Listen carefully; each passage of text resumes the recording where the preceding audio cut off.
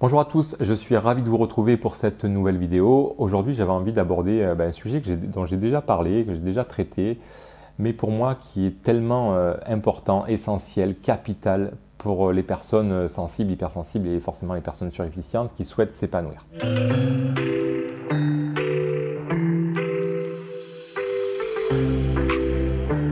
Encore une fois, si vous êtes sensible ou hypersensible, voire surefficiente, vous avez forcément une dimension émotionnelle qui est importante. Alors quand je dis qui est importante, dont il faut prendre soin, en tout cas qui occupe un grand espace dans votre corps et forcément aussi dans votre réalité.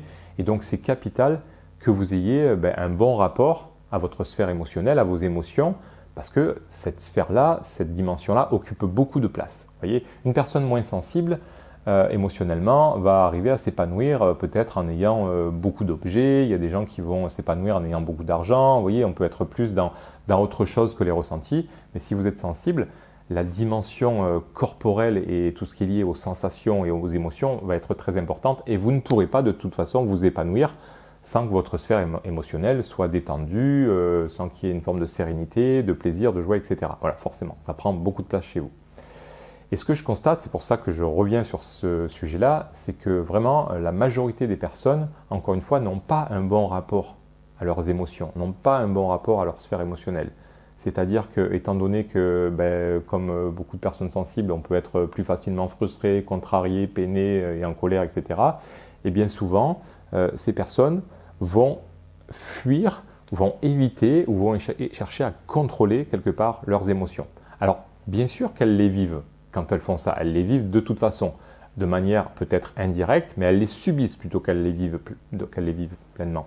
Et donc là, l'idée, ça va être vraiment de peut-être, encore une fois, changer votre rapport à vos émotions, pour justement ne plus chercher à les contrôler, à les maîtriser, ne plus chercher à les fuir, à les éviter, à les contraindre, à les comprimer, bref, vous m'avez compris. Alors, pour illustrer mes propos, je vais vous parler d'une vidéo que j'ai regardée il n'y a pas longtemps. Alors moi, j'ai adopté un chat il y a quelques temps et pour avoir un meilleur rapport à mon animal de compagnie, je me suis dit que j'allais un petit peu m'intéresser à la psychologie du chat. Alors, je connais les chats un petit peu, j'en ai déjà eu, mais j'avais envie d'aller plus loin pour que mon rapport à mon animal de compagnie soit encore plus agréable, soit plus sympa. Et puis voilà. Donc, je me suis intéressé à ça et en regardant des vidéos, je suis tombé sur une personne qui qui était maître chien, enfin dresseur de chiens, et qui parlait des chiens. Alors je me suis dit, pas grave, je vais écouter un petit peu, et donc il expliquait en fait comment ça se passait pour les chiens qui tiraient. Vous savez, les chiens qui tirent sur la laisse.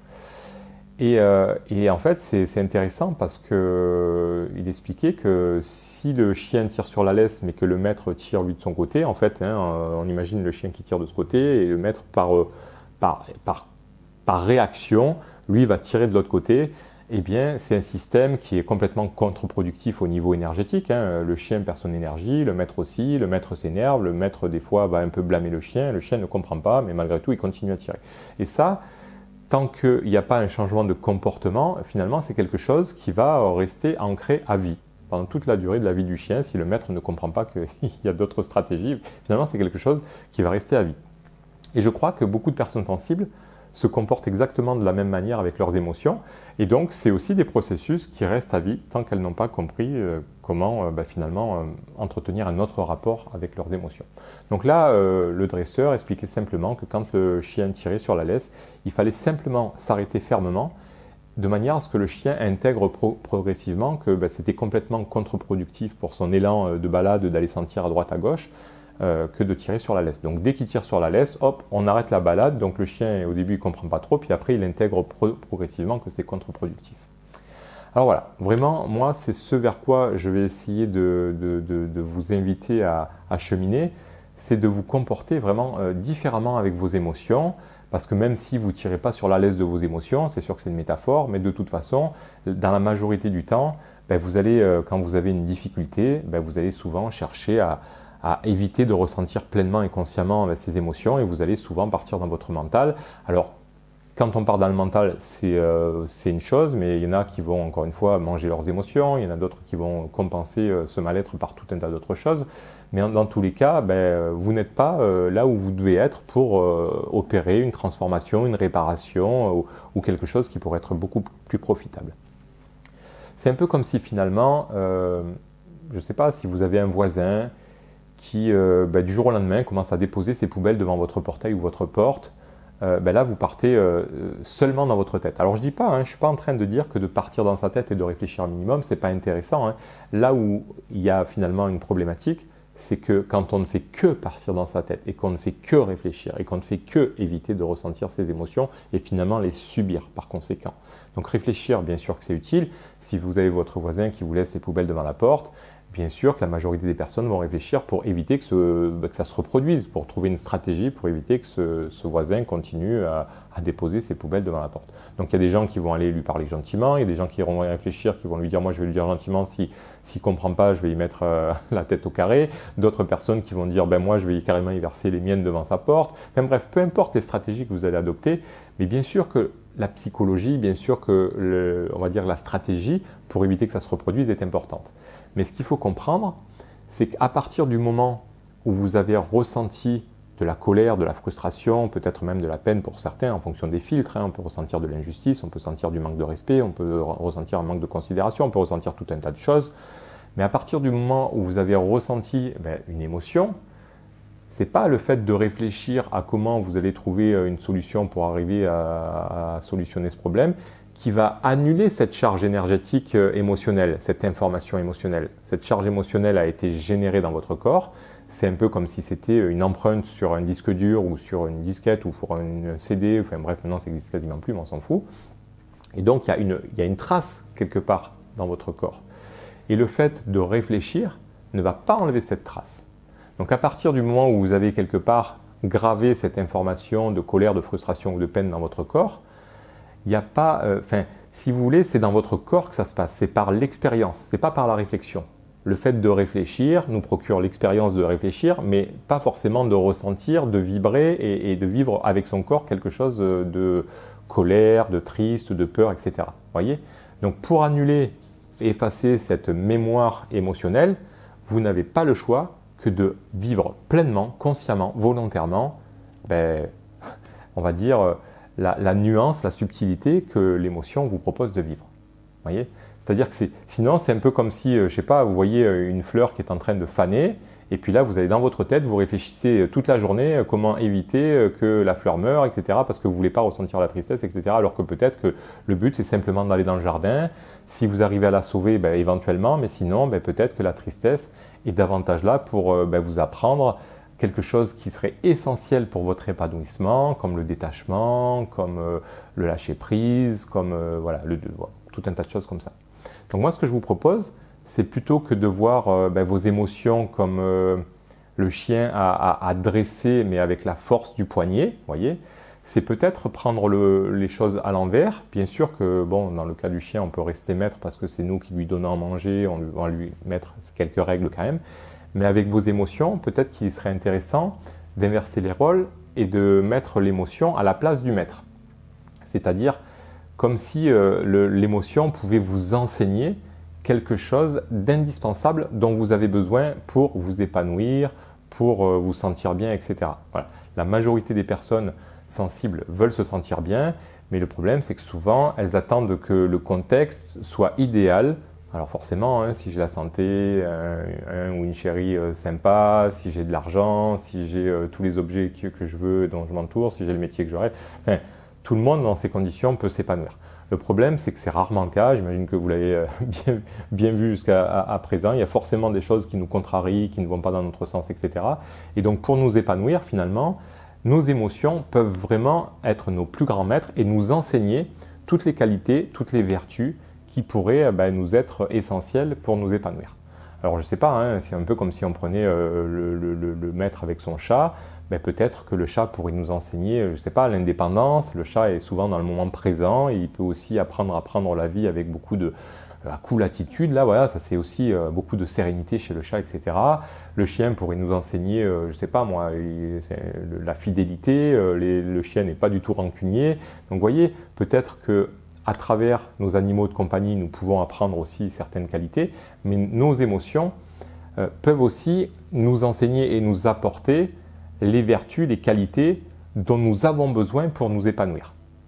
Par exemple, pour nous épanouir, parfois nous avons besoin d'être plus tolérants, plus souples, plus patients, plus... Bon, ben voilà. Par exemple, la tristesse, quand vous êtes triste, peut vous enseigner ça, mais pas comme à l'école avec le côté théorique. Hein. Le but, c'est vraiment d'expérimenter ça pleinement, c'est-à-dire qu'en vivant pleinement la tristesse va vous façonner, va vous transformer et va vous apprendre justement à le lâcher prise, parfois nécessaire dans la vie quand on vit un deuil, le détachement, l'acceptation. Voilà, la tristesse peut nous permettre d'acquérir ces qualités qui pourraient nous être profitables dans notre vie quotidienne pour être plus épanouis.